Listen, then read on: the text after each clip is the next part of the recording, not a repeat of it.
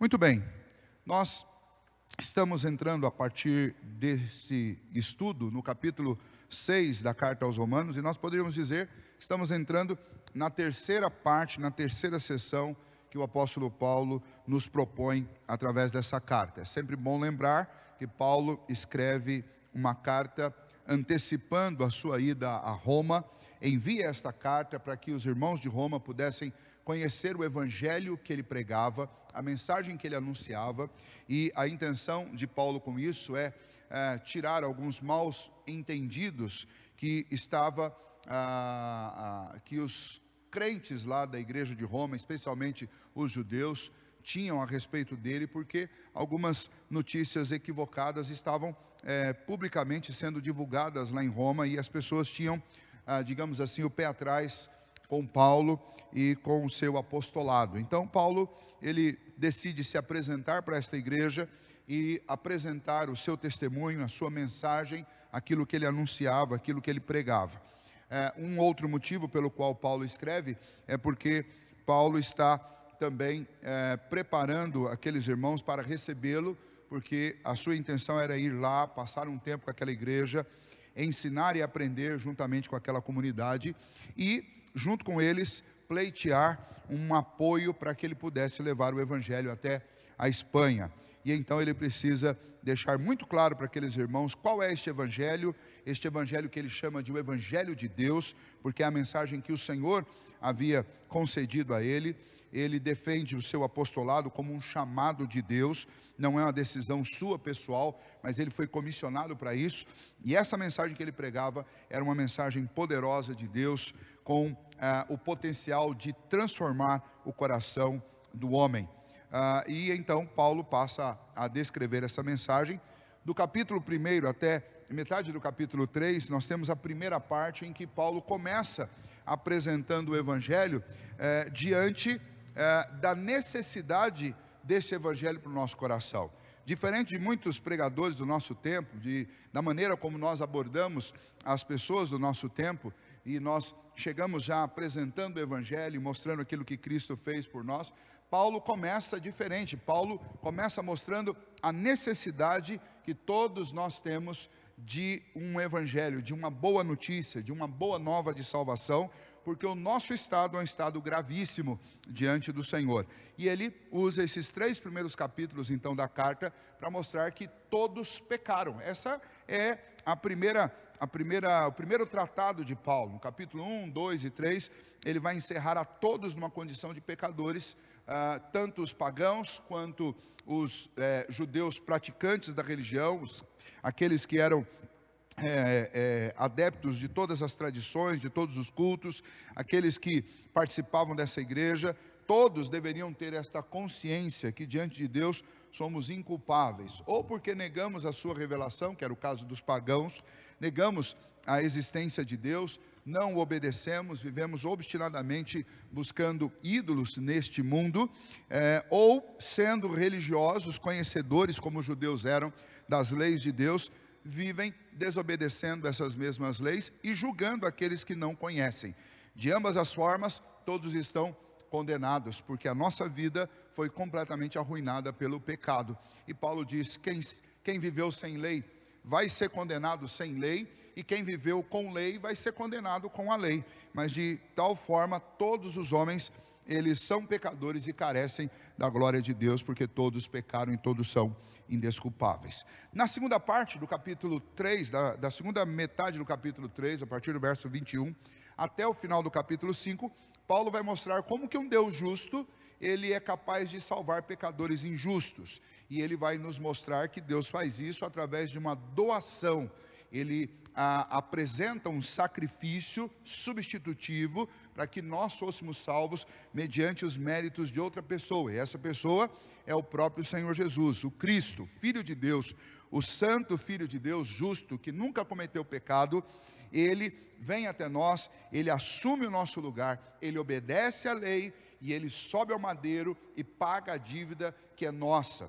Ele leva sobre si os nossos pecados e ele lança sobre nós a sua justiça, nos justifica dos nossos pecados. E então Paulo fala sobre essa doutrina tão fundamental à fé cristã, que que é a justificação pela fé, e ele mostra que essa justiça de Cristo, ela não é conquistada pelos nossos méritos, ela não é infundida de forma orgânica em nós, de tal maneira que a gente passa a viver e a praticar atos de justiça de forma instantânea, através de um estalar de dedos ou de um ato miraculoso, mas ele mostra que essa justiça, ela é lançada no nosso nome, sobre o nosso nome na glória de Deus, ou seja, a dívida que existia no céu, que existia diante do Cordeiro, diante de Deus o Pai, em meu nome, por causa dos pecados que eu realizei, por causa do pecado original, toda essa dívida, ela foi coberta pelo pagamento de Cristo, e a minha desobediência, as minhas injustiças foram substituídas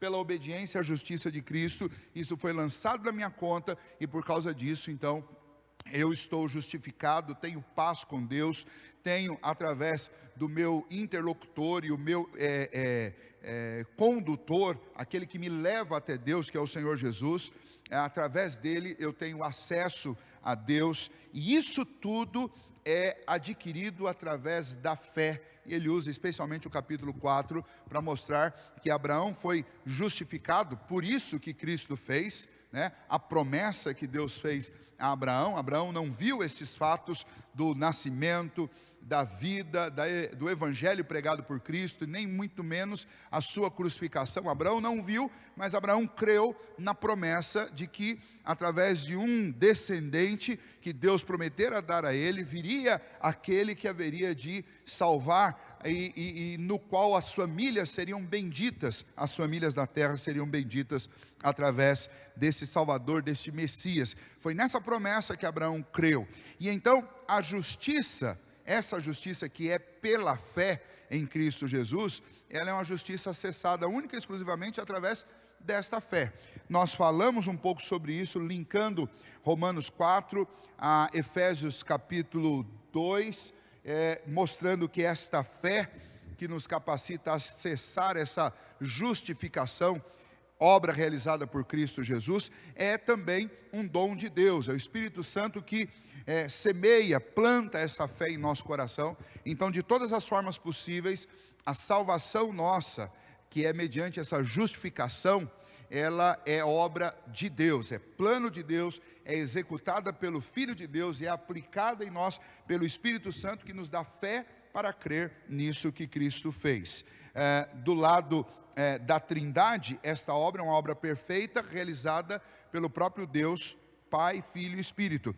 Do lado humano, nós somos apenas receptores desta obra, desta graça maravilhosa do Senhor. Então, nenhum de nós pode se orgulhar disso, nenhum de nós pode se exaltar ou se achar grande por causa da salvação, por causa da eleição, porque Deus foi misericordioso conosco, porque todos nós estamos na mesma condição de pecadores, mas nessa condição de pecadores Deus olhou, sentiu misericórdia e nos salvou, e pagou o preço da nossa dívida, nos justificou, tirou aquele peso de sobre os nossos ombros, o peso do pecado, o peso da culpa, tirou-nos daquele sistema em que apenas as nossas bocas eram caladas pela lei, porque era um sistema onde nós tínhamos que obedecer uma lei para sermos salvos, e nesse sistema que serviu como um apontamento para que nós entendêssemos que por nós mesmos somos incapazes de conquistar esse bem espiritual que é a salvação. Nesse sistema nós só tínhamos uma saída, e a saída era olhar para o Redentor, para a promessa, para o Messias prometido, porque pela lei nenhum de nós seríamos salvos. E Deus então nos traz o grande alívio, nos traz a grande esperança, nos traz a paz, porque Ele, através do Seu Filho, Ele cumpre essa lei, e este cumprimento, esta obediência é lançado na nossa conta, e agora, tendo a salvação por meio de Cristo Jesus, sendo justificado por Ele, eu estou livre para ter um outro relacionamento com essa lei, e agora eu sou influenciado, fortalecido e abençoado pelo Espírito Santo de Deus, que me capacita a obedecer essa lei por amor a Deus, por gratidão a Deus, e por um desejo vivo, constante no coração, de me preparar para ser cada vez mais parecido com Cristo Jesus. Então, a gente passa a amar essa lei, e essa lei passa a ser um instrumento para que a gente seja parecido com o nosso Redentor, né? Então, a segunda parte desta carta, que é então do capítulo 3 até o capítulo 5, Paulo fala sobre Deus colocando essa justiça dele sobre nós através da obra justificadora realizada e implantada em nós pelo Filho e pelo Espírito Santo. Quando nós chegamos no capítulo 6, então, nós entramos na terceira parte, onde Paulo vai agora caminhando para um lado prático, dizer, então, como é que nós vamos viver a partir desse momento, né? Se éramos pecadores, todos nós, sem saída e indesculpáveis, mas Deus, na sua misericórdia, no seu grande amor, na sua graciosidade, Ele decide nos salvar e paga o preço para isso e nos salva. O Deus justo justifica pecadores. Como é que esses pecadores vão viver? E aí nós entramos a partir do capítulo 6, com Paulo respondendo esta questão.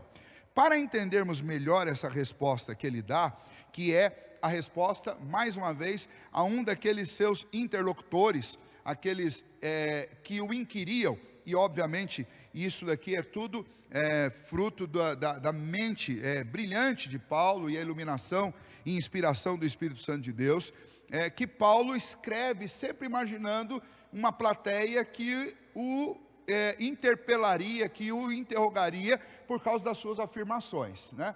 Então veja como ele termina o capítulo 5, e aí nós vamos ter essa cena bem nítida diante dos nossos olhos, para a gente começar a partir daqui e entender o que Paulo vai nos ensinar nesse texto. O versículo 21 diz, a fim de que, como reinou o pecado pela morte, assim também reinasse a graça pela justiça para a vida eterna, mediante Jesus Cristo, o nosso Senhor. O que Paulo está dizendo é o seguinte: sobreveio a lei para que se avultasse os nossos pecados, a nossa ofensa, para ficasse nítido. E aí ele diz no final do verso 20, mas onde abundou o pecado, superabundou a graça. Para quê? A fim de que, como o pecado que antes reinou para a morte, sobre a nossa vida, nos conduziu para a morte, agora reine a graça pela justiça, justiça que é de Cristo, para a vida eterna. Ou seja, quem é o Senhor da minha vida? Noutrora, quando eu não tinha esta salvação por meio de Cristo Jesus, o grande Senhor, o grande dono da minha vida era o pecado, e ele me conduzia constantemente para a morte. Agora, nessa outra realidade, eu pertenço a Cristo Jesus, e reina sobre a minha vida a graça maravilhosa do Senhor. Para quê? Para me conduzir a uma vida justa, para me fazer viver de forma agradável a Deus, para que eu seja direcionado dia a dia à vida eterna que Cristo me propõe através do seu sacrifício. Imagine que Paulo termina essa sessão e alguém que estivesse ali ouvindo, imagine um judeu que está ali prestando atenção em cada detalhe do que Paulo está dizendo, ele de repente levanta a mão e se dirige para Paulo e fala assim: espera aí, Paulo, vamos lá, vamos devagar aqui, porque o que você está dizendo é que quem reinou sobre nós antes, quando não havia este sacrifício de Cristo, e esta mensagem do Evangelho, e esta justificação pela fé, quem reinou foi o pecado que nos conduzia à morte. Agora, nós estamos debaixo da graça que nos conduz para a vida. Então veja só, se você afirmou que nós estamos debaixo dessa condição, e onde sobreveio a lei, ficou nítido os nossos pecados, mas onde abundou o pecado, superabundou a graça, não é perigoso, não seria muito arriscado afirmar isso. Por quê? Porque alguém poderia fazer uma conclusão muito perversa com essa doutrina, Paulo. Alguém poderia dizer assim: ok, então, se onde abundou o pecado, superabundou a graça, ou seja, se onde o pecado fez um estrago enorme, a graça vem e constrói algo maior, então alguém poderia concluir, então vamos viver pecando, porque quanto mais pecado, mais graça. Se a graça sobreabunda o pecado, então uma maneira de receber mais graça é pecar mais. Uma conclusão obviamente pecaminosa, fruto de uma mente perversa, mas Paulo está imaginando que alguém pudesse chegar a essa conclusão. E aí Paulo usa esse artifício de imaginar um interlocutor questionando, e diz aí, e você tem o verso 1 e o verso 2, onde diz: que diremos, pois, permaneceremos no pecado, para que seja a graça mais abundante? E Paulo dá a resposta enfática, que dá o tema aqui para esse texto que nós estamos estudando. Paulo responde: de modo nenhum. Como viveremos ainda no pecado, nós que para ele morremos? A resposta de Paulo é: nós morremos para o pecado. E uma vez mortos para o pecado, de maneira alguma o pecado pode ser o estilo de vida para um cristão. Esta expressão que ele usa, de modo nenhum, é a expressão mais enfática que existia naquela época na língua grega para fazer oposição a uma ideia. É como se Paulo estivesse dizendo nos dias de hoje: Deus me livre de fazer uma coisa assim. De modo algum, de maneira nenhuma, não pense, não cogite, não aceite essa ideia de maneira alguma. É algo extremamente enfático.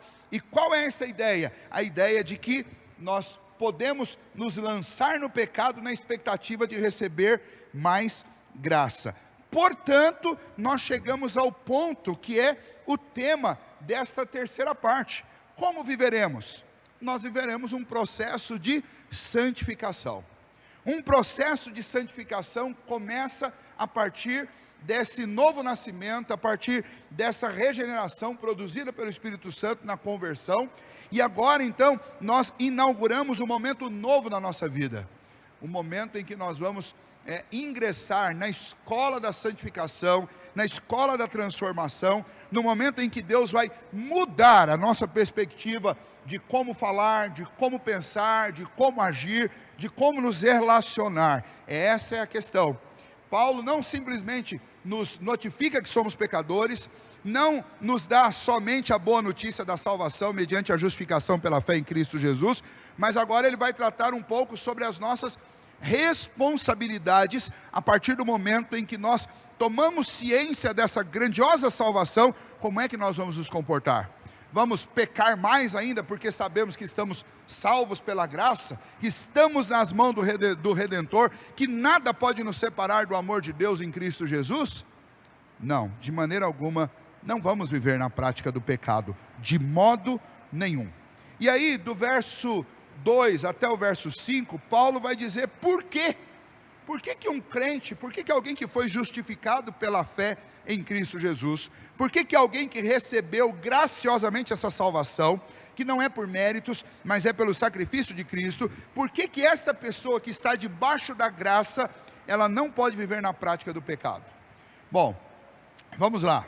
Ele dá aí para nós pelo menos 4 grandes argumentos, dos versos 2 até 5. O primeiro deles é porque nós morremos para o pecado.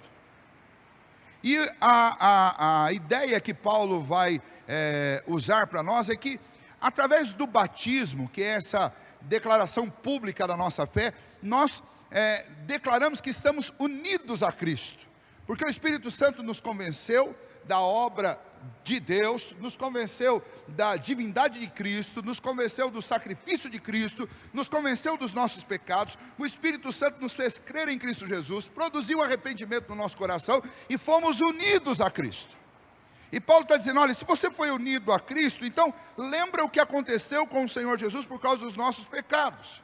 E aí ele diz: vocês porventura ignoram que todos nós fomos batizados em Cristo Jesus? Todos nós que fomos batizados em Cristo Jesus, fomos batizados na sua morte. Ou seja, quando Cristo morreu naquela cruz, Ele morreu por causa de todos os nossos pecados.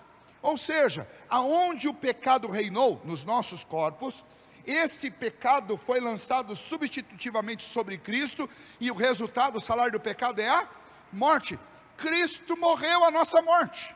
Ou seja, Ele leva sobre si as consequências do nosso pecado e encerra esse processo. Ele leva sobre si este peso, esta culpa, esta morte. Quando somos unidos a Cristo, pela fé produzida pelo Espírito Santo, publicamente notificado aos homens através da cerimônia do batismo, que tem um significado espiritual de que estamos em Cristo Jesus, Paulo está dizendo: olha, nós que estamos em Cristo Jesus, nós não declaramos que pela morte de Cristo o domínio do pecado sobre nós foi encerrado? não declaramos isso? Veja, é o que ele diz no verso 3. Não apenas isso, mas se fomos, pois, sepultados com ele na morte pelo batismo, para que, como Cristo foi ressuscitado dentre os mortos pela glória do Pai, assim também andemos nós em novidade de vida. Ou seja, Cristo não ressuscitou também? Cristo ressuscitou, e Cristo ressuscitou representando também para nós e antecipando algo que vai nos acontecer, porque o próprio Cristo disse que ele era a primícia, e o apóstolo Paulo repete isso também, lá em 1 Coríntios, dizendo, olha, assim como Cristo ressuscitou, nós também ressuscitaremos, ele primeiro e depois nós. Ele é o nosso representante, ele venceu a morte, nós também venceremos, e nós venceremos a morte e viveremos em novidade de vida. Ou seja, aquilo que aconteceu com Cristo na sua morte, e aquilo que aconteceu com Cristo na sua ressurreição, antecipa, tipifica aquilo que acontece conosco. Fomos, através da morte dele, libertados do domínio do pecado, e através da ressurreição dele, nós fomos novamente vivificados para viver em novidade de vida. Paulo está dizendo, você não é mais o mesmo. A partir do momento em que o Espírito realizou uma obra em seu coração, você creu nessa grande salvação, você creu naquilo que Cristo fez, você se uniu, foi unido a Cristo pela sua declaração de fé, movida pelo Espírito Santo de Deus, você agora está morto para o pecado, ou seja, o pecado não tem domínio sobre você, e você agora está preparado, ressuscitado, regenerado por Cristo Jesus, espiritualmente, para viver uma vida nova. Então, morto para o pecado e ressurreto para uma novidade de vida. Então, veja, morremos para o pecado, estamos preparados através desta ação do Espírito Santo dentro de nós, regeneradora, para uma vida nova, e nós nos aproximamos através da obediência e através da ação do Espírito a uma semelhança com Cristo. O apóstolo Paulo diz isso, que todas as coisas cooperam para o bem daqueles que amam a Deus, que foram chamados segundo o seu propósito, e no verso 29 diz, para quê? Para nos tornarmos semelhantes à imagem de Cristo Jesus, para sermos conforme a imagem do seu Filho, é o que Paulo está dizendo, ou seja, todo esse processo deve conduzir-nos a imitar a Cristo e a viver de forma semelhante à maneira como ele viveu. Verso 5 diz, porque se fomos unidos com ele na semelhança da sua morte, certamente o seremos também na semelhança da sua ressurreição. Então o ponto aqui que Paulo está levantando para nós, e ele vai repetir na sequência do texto, de uma forma diferente agora, mas o ponto que ele está dizendo é, por que eu não posso viver mais na prática do pecado? Porque a obra de Cristo Jesus, ela não apenas me libertou do domínio do pecado, mas ela me deu vida para que eu me assemelhe com Cristo, para que eu obedeça a palavra de Deus e para que eu viva livre do domínio do pecado. Não sou mais escravo do pecado.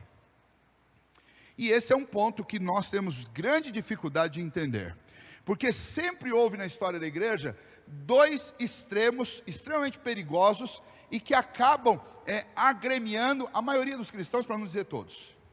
Você tem um extremo que era o extremo lá antigo dos judeus, dos legalistas, que não conseguiam confiar na obra de Cristo Jesus, e eles estavam sempre tentando associar a obra de Cristo a alguma das obras da lei, ou alguma das cerimônias que eles tinham, alguma das suas tradições, para tentar de alguma maneira se assegurar a respeito da salvação.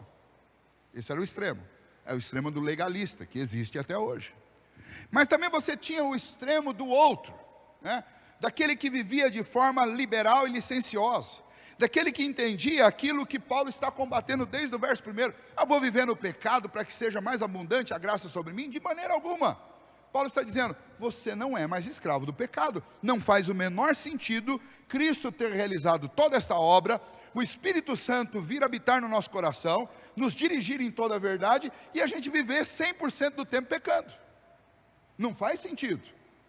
E às vezes nós mesmos nos traímos no que diz respeito à nossa teologia, à nossa confissão, quando às vezes nas nossas orações nós começamos a clamar ao Senhor e pedir, Senhor, olha, me perdoe pelos meus pecados de pensamento, meus pecados de palavra, meus pecados de ação, porque eu peco o tempo inteiro, estou pecando a cada segundo, o tempo inteiro, e aí alguém poderia perguntar, mas espera aí, mas qual que é a diferença então? Qual que é a diferença desse pessoal? Estão salvos em Cristo Jesus, mas essa salvação não produz nenhuma mudança prática. Paulo está dizendo, de maneira alguma, tem que ter. Eu não posso estar no extremo do legalismo, mas eu também não posso estar no extremo da libertinagem. Uma maneira de ilustrar isso é, imagine que você compra lá um celular, que é algo muito comum hoje em dia. Você compra um celular para você usar. E aí você compra esse celular e você usa ele durante um ano, e lá num dia, um determinado dia, lá ele trava, não liga. Aí você fica preocupado. Passei por isso hoje, né? O meu celular hoje fez uma atualização, e depois da atualização que ele fez, ele não conectava mais nas redes móveis. E aí eu tive que ficar lidando lá com ele, né? E aí, o primeiro pensamento que vem na mente da gente é, mas esse celular nunca me deu trabalho, nunca me deu problema. Não vai ser agora, vamos insistir em arrumar. Agora, imagine se esse aparelho celular, desde o dia em que eu comprei, dia sim, dia não, ele travasse, ou todos os dias ele travasse. Provavelmente não estaria com ele há um ano, e provavelmente teria até trocado, porque eu poderia ir lá na loja, é legal, ele veio com um vício, né? Veio com um problema, veio com um defeito. Eu não quero, porque ele dá trabalho o tempo inteiro, ele está o tempo inteiro. Ou seja, existe uma desfuncionalidade nele. Agora, quando ele dá defeito uma vez no ano, uma vez a cada 6 meses, opa, peraí, é diferente. Existe uma diferença muito grande entre uma coisa e outra, né? E assim nós devemos observar a vida do cristão. O crente, ele não vive mais na prática do pecado, e é isso que Paulo está dizendo. Nós não vamos viver na prática do pecado, nós não vamos nos entregar ao pecado, nós não somos mais escravos do pecado para viver de manhã, de tarde, de noite, o tempo inteiro fazendo a vontade do pecado. Por quê? Porque se nós somos unidos com Cristo nessa obra, olha, nós ressuscitamos em Cristo Jesus para uma vida nova. Nós não somos mais escravos do pecado. O pecado ainda pode acontecer acidentalmente na vida de qualquer um de nós, sim, mas o pecado não pode ser a prática constante dos meus pensamentos, das minhas palavras e das minhas ações. Se alguma coisa desse tipo está acontecendo na minha vida, então algo precisa ser feito urgentemente, porque existe um mau entendimento a respeito desse processo todo, dessa obra da salvação, ou uma terrível irresponsabilidade e ausência de compromisso minha com aquilo que eu declarei publicamente a respeito da minha fé. O que Paulo está dizendo é, eu não posso, um crente não pode viver na prática do pecado, porque nós, em Cristo Jesus, nós morremos para o pecado. Em Cristo Jesus nós somos ressuscitados para uma nova vida, para um novo procedimento, porque nós somos unidos com Cristo, e a semelhança dele, nós vivemos esta oportunidade, como ele ressuscitou, ele é a nossa garantia de uma vida nova, que começa aqui nesse tempo, e se concretizará e se tornará absolutamente plena, quando nós formos levados à presença de Deus. E aí então, a pergunta que surge para nós é, bom, se eu não posso viver pecando por causa disso, como é que eu faço então, para transformar esta obrigação minha, esse dever meu, esta proposta de novidade de vida, como é que eu trago isso para a prática, para o meu dia? Como é que eu faço para não viver mais pecando? O que eu tenho que fazer? Como viver em novidade de vida?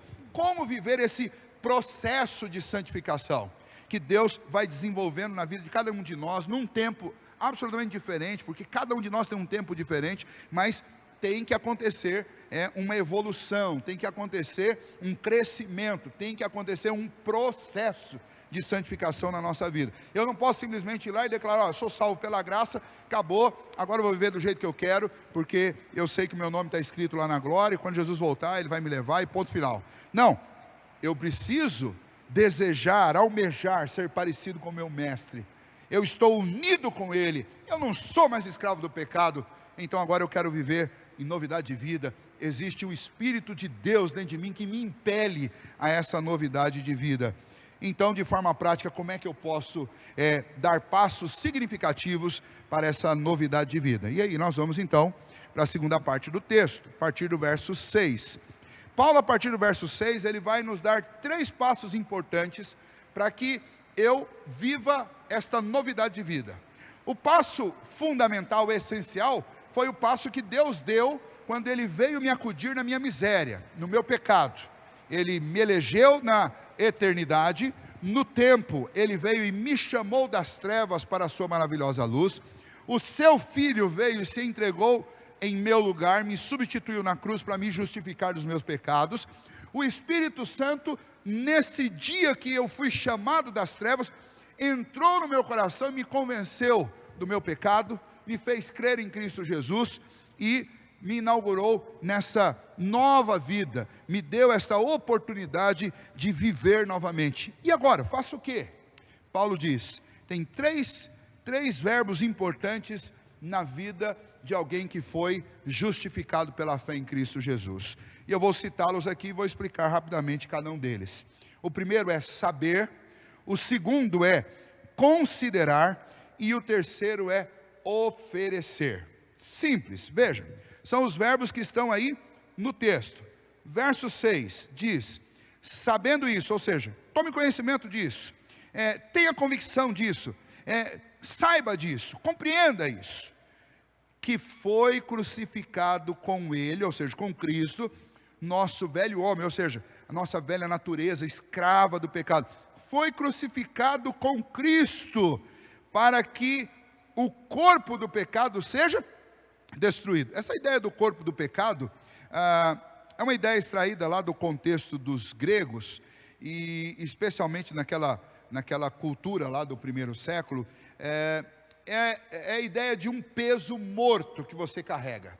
É um peso morto que você carrega e que te destrói, que vai corrompendo a sua carne pelo seu peso. Alguns dizem que essa ideia ela foi extraída de uma pena que os soldados romanos aplicavam a criminosos dentro dos limites do império. Quando alguém assassinava de forma covarde uma outra pessoa, os soldados romanos pegavam aquele corpo morto e amarravam nas costas da pessoa que cometeu o assassinato. E aquela pessoa era obrigada a carregar aquele corpo morto amarrado ao seu corpo. O problema é que aquele corpo morto entrava em decomposição. Imagine não apenas o problema do odor, mas o problema é que os vermes começavam a comer aquele corpo morto, e o verme não tinha limites. O verme ele não discerne o que é um corpo morto e um corpo vivo. Então, aquela decomposição começava a passar para aquele indivíduo que estava carregando o corpo morto, né? E é dessa imagem que alguns sustentam que Paulo tira esta expressão, sabendo isto, que foi crucificado com ele nosso velho homem, para que o corpo do pecado, ou seja, esse peso esmagador e destrutivo do pecado, fosse destruído, e nós não sirvamos mais ao pecado como escravos. Ou seja, eu não estou mais amarrado a esse corpo destrutivo do pecado, a esse corpo corrompido do pecado, ou seja, essa natureza nefasta, pecaminosa, que me fazia prisioneiro, que me fazia escravo, e que penetrava a minha alma, que penetrava os meus membros, e que me conduzia à podridão.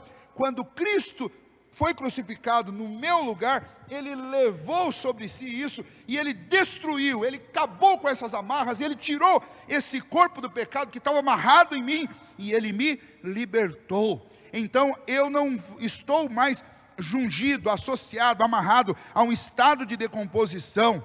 Então veja, ele diz no verso 7, porquanto quem morreu está justificado do pecado. Ora, se já morremos com Cristo, cremos que também com Ele viveremos. Então Paulo diz, primeira questão importante para todos nós, é importante que eu saiba, que eu tenha conhecimento, que eu tenha convicção, que o velho homem foi crucificado com Cristo. Ou seja, eu não tenho mais esse corpo do pecado amarrado na minha alma.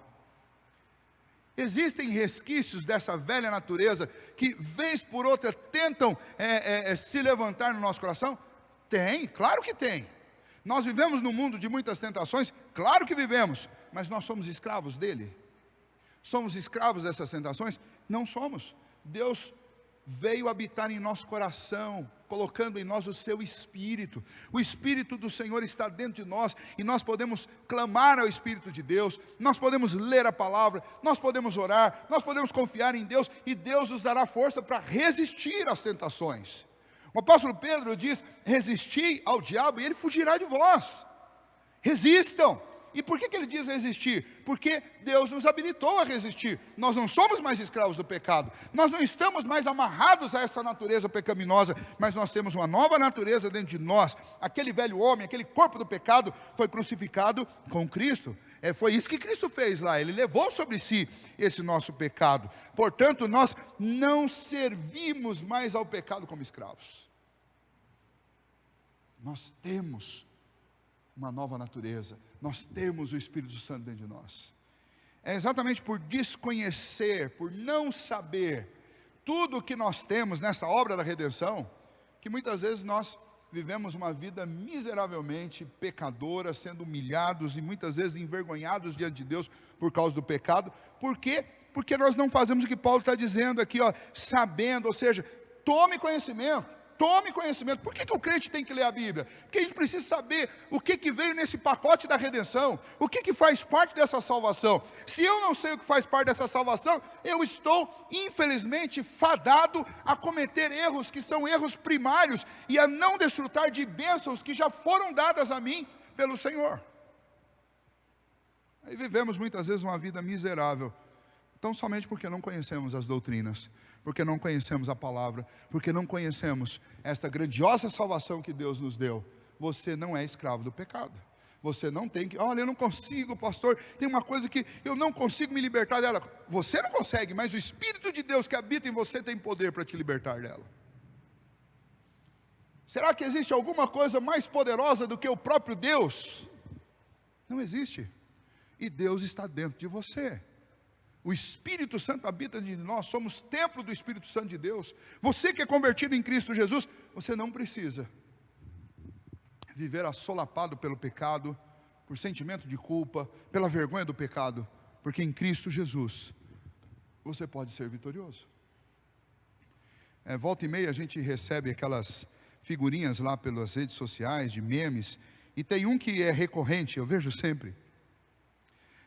Muitas pessoas, a fim de estimular a perseverança nas redes, para os amigos, parentes, eles mandam uma imagenzinha lá de 2 homens cavando um buraco, né?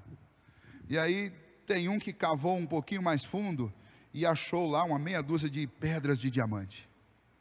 E aí quando ele sai de dentro do buraco, o outro que está do outro lado cavando, vê ele saindo com aqueles diamantes ali na mão, e ele então abandona o buraco onde ele está cavando e pula para o outro, e continua cavando, e na imagem mostra que não tem nada embaixo.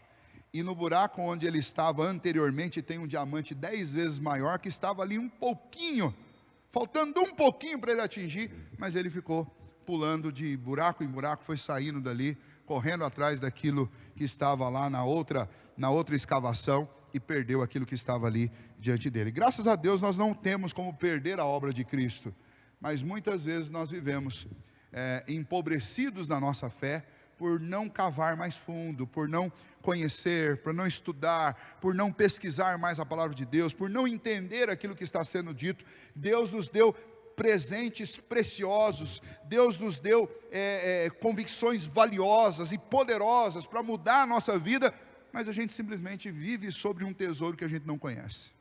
Essa é precisamente a condição de muitos cristãos hoje em dia, e especialmente sofrendo com dilemas terríveis relacionados a pecado, porque não sabem tudo o que tem nessa obra de Cristo. Tem uma outra ilustração antiga que eu gosto, eu já devo ter contado algumas vezes aqui, e eu quero citá-la novamente, de um rapaz que tinha um desejo muito grande, era o sonho da vida dele de fazer um cruzeiro. Então ele trabalha arduamente, junta um dinheiro para comprar uma passagem do cruzeiro, e afoito em fazer aquela viagem, quando ele tem o dinheiro X para comprar o valor da passagem, ele vai lá e compra a passagem do cruzeiro lá de 10 dias, e então ele, depois que ele compra, ele se lembra que ele não tinha dinheiro para comer, e eram 10 dias ali no barco, mas ele falou, mas é meu sonho. Então ele vai lá, pega dentro das suas bagagens lá, ele leva um saco cheio de pão, pega lá um pote de creme de amendoim. Eu não sei porque tem gente que gosta tanto de creme de amendoim, eu já me esforcei para experimentar, para tentar usar, mas eu não curto muito. E aí pega lá um pote de manteiga de amendoim, de creme de amendoim, e fala assim, olha, o importante é realizar meu sonho, nem que seja comendo pão com creme de amendoim, mas eu vou no cruzeiro. E ele entra lá no cruzeiro, e ele na sua nos seus primeiros dias, desfrutou de grande alegria, e ele via aquela cena extraordinária, daquele grande barco, sangrando o mar, e aquilo era maravilhoso, ele contemplava aquilo, e sempre convencendo a sua mente, olha, não importa que eu tenha que comer pão com creme de amendoim, importante é estar aqui. Mas lá pelo terceiro dia ele começou a ver aqueles banquetes que as pessoas desfrutavam ali durante o cruzeiro, aqueles belos restaurantes, e ele tinha que ir para a sua cabine e comer o pão com amendoim. E aí passou o terceiro dia, aquilo começou a embrulhar o estômago dele. Quarto dia ele já não conseguia olhar para o creme de amendoim, e é de se imaginar por quê. E no quinto dia ele não aguentou mais, e lá no quinto dia então ele chega para um dos tripulantes do navio e fala para ele o seguinte: olha moço, eu tinha um sonho de fazer um cruzeiro, e eu já matei a minha vontade, já realizei meu sonho, já contemplei tudo, só que eu cometi um erro, eu vim para cá e não tinha dinheiro para alimentação, então eu trouxe um saco de pão e creme de amendoim, mas eu estou há 4 dias comendo creme de amendoim, de ontem para cá, eu não aguento mais nem olhar para aquele creme, me dá algum serviço, eu vou lavar lá o porão, vou descascar batata, qualquer coisa, mas me deixa comer alguma outra comida do que pão com creme de amendoim. E aí o tripulante fala: senhor, o senhor pode me dar a sua passagem? Deixa eu dar uma olhada aqui. Pega a passagem e olha e fala: olha, o senhor não leu aqui embaixo, ó, que quando o senhor adquiriu essa passagem, a passagem deu ao senhor direito de desfrutar de todas as mesas do cruzeiro, porque as mesas e o alimento que é servido aqui, está tudo incluso na sua passagem. Que pena, né? 5 dias ele sofreu ali com pão e creme de amendoim. Por quê? Porque não sabia do que fazia parte do seu pacote. Tem muito crente sofrendo com um pecado, sofrendo e amargando a tristeza de ceder às tentações, porque não sabe o que está no seu pacote. Fomos justificados. E sabe o que significa ser justificado do pecado? Significa que você está livre do pecado. Não significa que aquilo que era pecado antes deixou de ser pecado para você. Aquilo que era pecado antes da sua conversão continua sendo pecado hoje. A diferença é que antes você estava escravizado àquela prática e hoje você não está mais. Nem que cada célula do seu corpo diga que você é escravo. A palavra de Deus diz que você não é mais escravo. Quem reina no seu coração é o Senhor. O Espírito Santo dele está dentro de você, e o Espírito Santo de Deus testifica ao nosso espírito que somos filhos de Deus. Nós não somos escravos do mundo, não somos escravos do pecado, não somos escravos de nenhuma das paixões, muito pelo contrário, Cristo nos libertou, o sangue de Cristo lavou a nossa alma, o Espírito Santo de Deus regenerou o nosso coração. A palavra de Deus é absolutamente eficaz para transformar o coração do homem. Você não deve viver mais e não precisa viver mais como escravo do pecado, porque Cristo Jesus nos deu vida. Com Cristo viveremos. Ele venceu a morte, e a vitória dele sobre a morte, sobre o corpo do pecado, é a minha vitória, é a sua vitória. Pecado ainda pode existir na nossa vida de forma acidental, por um descuido, mas não como uma prática, porque Cristo nos libertou. E o processo da santificação, ele começa na minha vida quando eu tomo conhecimento desta grandiosidade da obra de Cristo. Cristo não apenas me deu um passaporte para ir para o céu, mas Cristo me deu um processo em que eu não só tenho a entrada no céu garantida pelo sacrifício dele, portanto graciosa, mas eu tenho da parte dele um pacote completo que me prepara para o céu, transforma a minha caminhada, transforma o meu coração, me regenera, me dá uma novidade de vida, me ajuda a viver com outros conceitos. Então o primeiro verbo, saber. O segundo verbo, considerar. Veja o que ele diz, verso 8. Ora, se morremos com Cristo, cremos que também com Ele viveremos, sabedores de que, havendo Cristo ressuscitado dentre os mortos, já não morre, a morte já não tem domínio sobre Ele, pois quanto a ter morrido de uma vez, para sempre morreu para o pecado, e quanto a viver, vive para Deus. Assim também vós considerai-vos mortos para o pecado, mas vivos para Deus em Cristo Jesus. Ora, se Cristo morreu, levou sobre si os nossos pecados, e Ele foi ressuscitado, e uma vez ressuscitado dentre os mortos, Ele já não morre, a morte não tem domínio sobre Ele, porque Ele venceu a morte. Nós também sabemos que quanto a esta morte, ao peso do pecado, à escravidão do pecado, nós estamos livres. E quanto a viver, nós estamos livres para viver para Deus. Ou seja, Deus destruiu aquele imperador algoz que reinava sobre a nossa vida, que nós não tínhamos condição alguma de nos livrar dele. E Ele agora nos deu esta liberdade. Estamos mortos para o pecado e vivos para Deus. A velha natureza vai tentar dizer para você todos os dias: você não está morto para mim não, eu estou aqui, você está me ouvindo. O nome disso sabe o que é?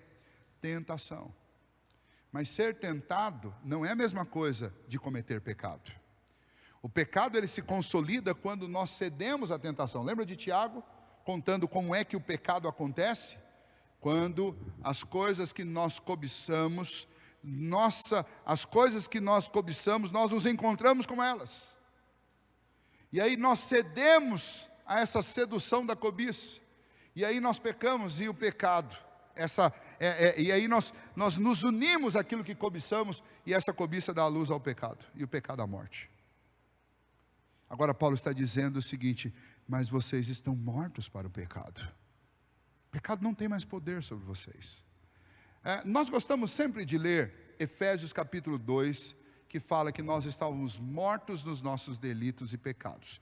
E aí, quando a gente vai abordar esse texto e essa passagem, a gente sempre lembra, olha, eu só posso receber esta obra de Cristo, me render a Cristo Jesus, passar por uma conversão, se Cristo primeiro colocar vida no meu coração, porque eu estou morto nos meus delitos e pecados. Porque a não ser que Cristo me coloque o seu Espírito, e o seu Espírito me faça crer, porque morto não crê, morto não fala, morto não toma decisões, e o nosso estado lá na condição de pecadores, era um estado em que nós estávamos mortos, mas Deus nos deu vida, Ele colocou o seu Espírito em nós, nos vivificou, e nos fez crer em Cristo Jesus, e Ele diz: pela graça vocês foram salvos, porque é uma ação de fora para dentro, é uma ação de Deus na nossa vida. A gente lembra disso. Essa passagem nos leva para essa mecânica sempre, da nossa condição antes da ação do Espírito Santo no nosso coração, nos fazendo crer em Cristo Jesus. Agora, pega esse mesmo princípio, veja,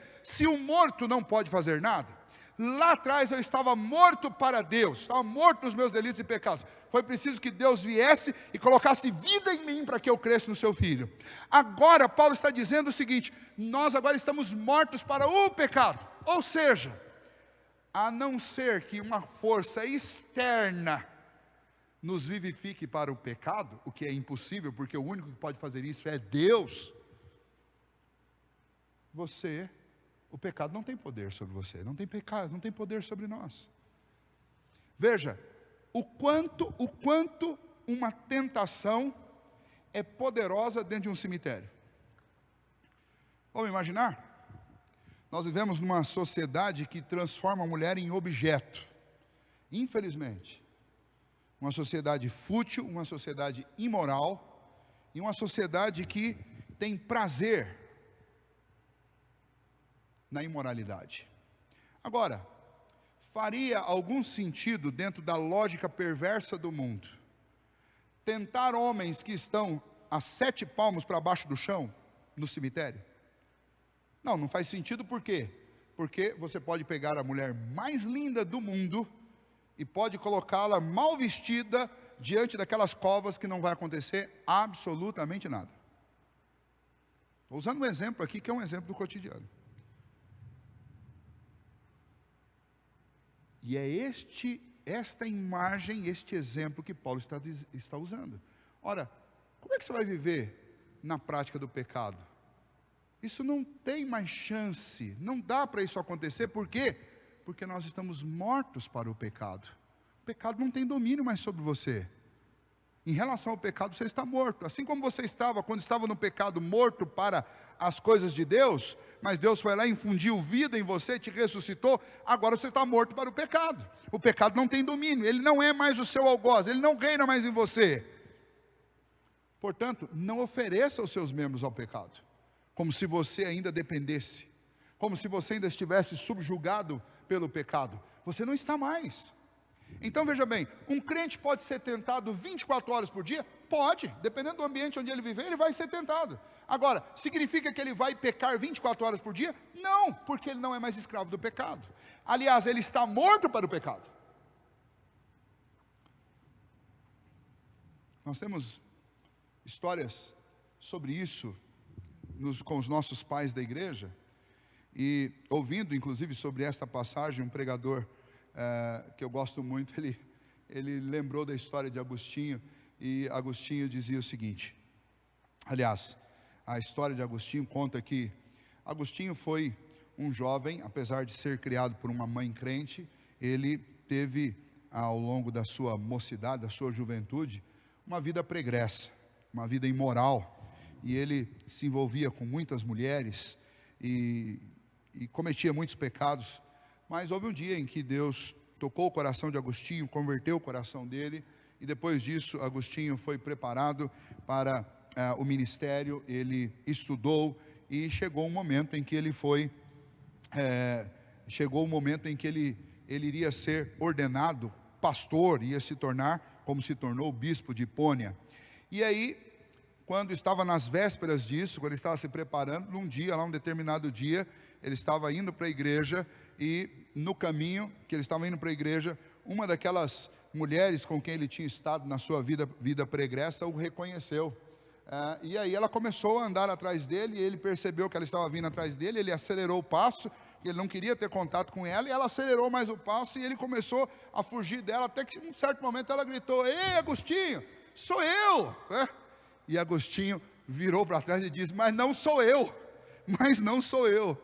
porque realmente ele é um novo homem, ele era um novo homem. Por quê?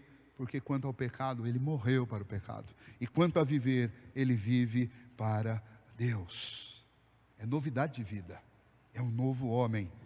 Considerai, pois, Paulo está dizendo, olha, uma vez que vocês sabem o que Cristo fez por vocês, agora então considere, aplique isso na sua vida, faça cálculos, tome atitudes que sejam compatíveis com aquilo que você sabe que é isso? Então considere, raciocine, pense, veja, você está livre, não viva mais debaixo do domínio do pecado, viva para Deus, não reina mais o pecado sobre você, muito pelo contrário, agora você vive para Deus, quem reina na sua vida é Cristo, então ofereça aquilo que antes foi oferecido, os membros do seu corpo, para praticar a injustiça, para praticar a imoralidade. Agora, como o pecado não reina mais sobre você, ofereça esses membros do seu corpo como membros que praticam a justiça.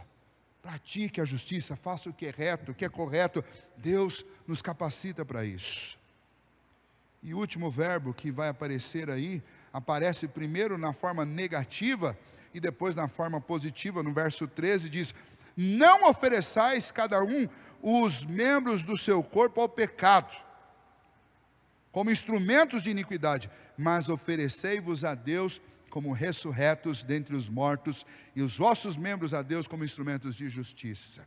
Saber, considerar e oferecer a Deus a nossa vida como ressurretos, como detentores, receptores de uma vida nova, os nossos membros como instrumentos de justiça que glorificam e que exaltam o nome de Deus. Como é que eu posso viver esta vida nova e como é que eu vivo esse processo de santificação? Conhecendo, sabendo, considerando e oferecendo. Em outras palavras, estudando a palavra de Deus e a obra de Cristo, aplicando essa obra em meu coração e louvando a Deus através da obediência. E Paulo conclui: porque vocês não estão debaixo da lei, e sim da graça. Veja, que é o mesmo que está escrito lá no verso 20 do capítulo 5. E Paulo aqui, ele está então fechando esse ponto, mostrando o seguinte: veja, quando você estava debaixo da lei, você era escravo do pecado, e a lei fazia avultar o quanto você era pecador. Agora você está debaixo da graça, então não é o pecado que você vai abraçar, e não é o pecado que você vai realizar, que você vai praticar, pelo contrário. Agora que você está debaixo da graça, você está salvo da ira vindoura, você está liberto do domínio do pecado no tempo presente, e você está capacitado a viver uma vida transformada, isso tudo vai produzir santificação. Então, ao contrário do que alguns imaginam, que a obra da graça e a vida na graça te leva à licenciosidade, muito pelo contrário, a vida debaixo da graça te leva para um processo de santificação, um processo de mudança de vida.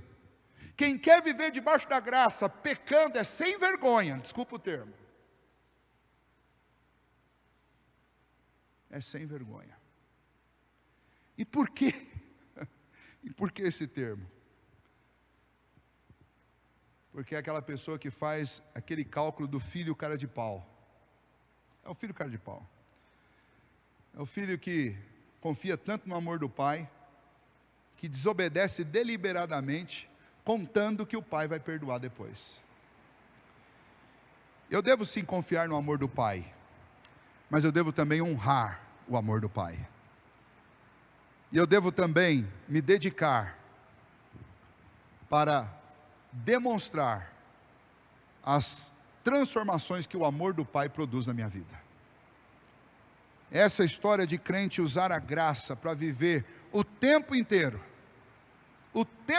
pecando, isso é tão danoso quanto o legalismo daqueles que acham que podem ser santos sem Cristo. O cristão, ele deve saber o que Cristo fez por ele. Ele deve aplicar isso na sua vida. E ele deve oferecer a sua vida a Deus, para a glória de Deus, como instrumentos de justiça. Isso tudo é o pacote da salvação, da libertação, da transformação, que está desenvolvendo um processo de santificação na nossa vida. Então, que Deus nos ajude, para que a gente seja assim. Se você tem vivido na prática do legalismo até hoje, e tem acompanhado esses estudos da carta aos Romanos, você sabe muito bem que essa prática é uma prática enganosa, equivocada, e que ninguém será salvo pelos próprios méritos, porque nenhum de nós tem. Se você também tem acompanhado esses estudos até hoje, especialmente o de hoje, você sabe que não dá para viver na licenciosidade, na imoralidade, na prática do pecado, alegando a graça, alegando que eu sou salvo pela graça, eu já fui predestinado, eu já fui eleito, então agora eu posso pecar à vontade. Não, os seus pecados à vontade, eles simplesmente servem de diagnóstico de que você ainda não está em Cristo, porque aqueles que foram unidos com Cristo na semelhança da sua morte, também são na semelhança da sua ressurreição. Não estão mais debaixo do domínio, nem escravizados ao pecado, mas eles estão livres para viver novidade de vida. Eles foram matriculados pelo Senhor nessa escola de santificação. Eles são acompanhados e capacitados pelo Espírito Santo de Deus para viver em novidade de vida. Pecam ainda? Infelizmente pecam. E João diz, se porventura alguém pecar, temos o advogado junto ao Pai. Não é prática do pecado, é um tropeço, um acidente de percurso. Mas o crente, que sabe o que ganhou na cruz do Calvário em Cristo Jesus, que considera essas coisas aplicando na sua vida, e que se dedica a oferecer a sua vida a Deus, vive uma vida diferente, vive uma vida absolutamente nova. Que Deus nos ajude, que Deus tenha misericórdia de cada um de nós, para que a gente se dedique mais a conhecer esta obra, para que a gente aplique mais, que o Espírito Santo aplique esta obra no nosso coração. Quanto mais você conhecer, mais você deve se dedicar, e mais nós devemos pedir a Deus que nos ajude a viver uma vida diferente. E quanto mais Deus fizer isso, que nós sejamos mais gratos, louvemos, bendizemos a Deus, e que nós possamos oferecer a nossa vida a Ele e ao serviço dEle, em gratidão e em louvor por aquilo que Ele nos fez. Afinal de contas, isso tudo é um grande preparo para que um dia nós possamos estar todos juntos, reunidos, glorificados diante do Senhor que nos salvou com o sangue do seu Filho. Feche os seus olhos, nós vamos orar. Ó Deus bendito, obrigado pela Tua palavra e obrigado, Deus, por estas conclusões preciosas que o apóstolo Paulo nos apresenta nesta terceira parte da carta aos Romanos. Que o Senhor nos ajude a lembrar, ó Deus, que fomos salvos pelo Senhor, mas esta obra do Senhor é completa. O Senhor não apenas nos salva, mas o Senhor nos liberta do domínio do pecado, e o Senhor também nos transforma para viver novidade de vida. Ó Deus, que o Senhor nos ajude a compreender isso, nos ajude a considerar estas coisas e nos ajude a praticá-las. É o que nós te pedimos nesta noite e te agradecemos em nome de Jesus. Amém. Uma boa noite a todos vocês que nos acompanharam até aqui, aqueles que estão assistindo em outro horário. Não sei se é bom dia, boa tarde ou boa noite, mas que Deus te abençoe muito. Não se esqueça de se inscrever no canal, apertar aí no sininho para que você receba as notificações. E se esse vídeo ele foi importante para você, se essa mensagem trouxe transformações importantes para a sua vida, compartilhe isso com outras pessoas, com seus amigos, com pessoas que você sabe que precisam ouvir esta mensagem, assim como eu e você, e então, com certeza, isso será bom, porque a mensagem alcançará aqueles que precisam ouvir a respeito de Cristo Jesus, do seu grande amor e desta obra extraordinária que Deus realizou em nosso favor.